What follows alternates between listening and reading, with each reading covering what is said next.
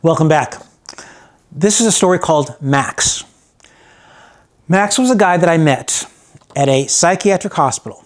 It's called, the hospital is called La Amistad, which was the name of a movie, if you remember, about a slave ship called the Amistad.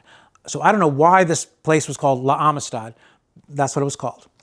I get to this hospital and I stayed for 30 days.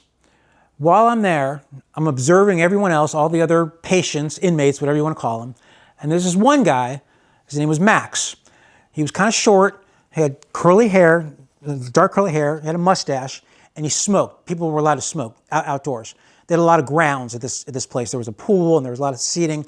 And I would see Max walking around, the property, smoking like that. He must have smoked 2 packs a day. He had Marlboro Reds.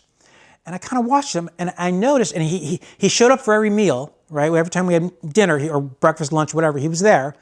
But he never went to any of the groups. Like they had group sessions where they talk about your psychiatric issues or whatever. He never showed up for any of these sessions.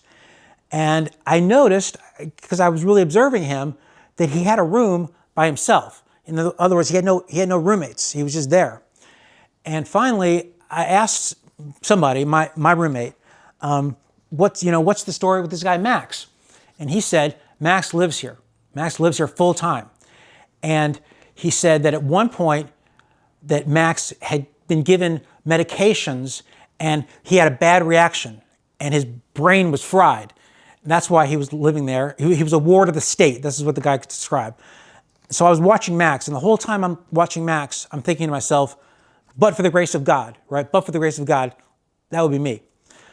I ended up going to this place 3 times. 3 times they hooked me up, and I spent a month at this La Amistad.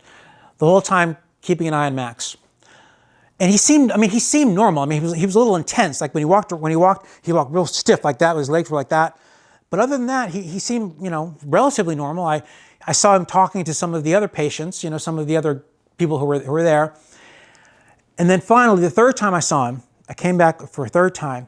This time, he was out of it. He was out of it. He was walking around. His hair was completely a mess.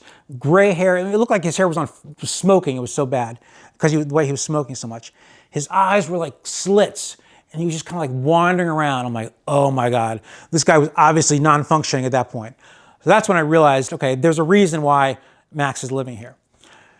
And like I said, the whole time that I was in contact with Max, I kept thinking to myself, that could be me. That could be me one day. And thank God it wasn't. And that's the story of Max. Don't forget to read my book, Broccoli Time by Dante, the best parenting book ever written, available now on Amazon Books.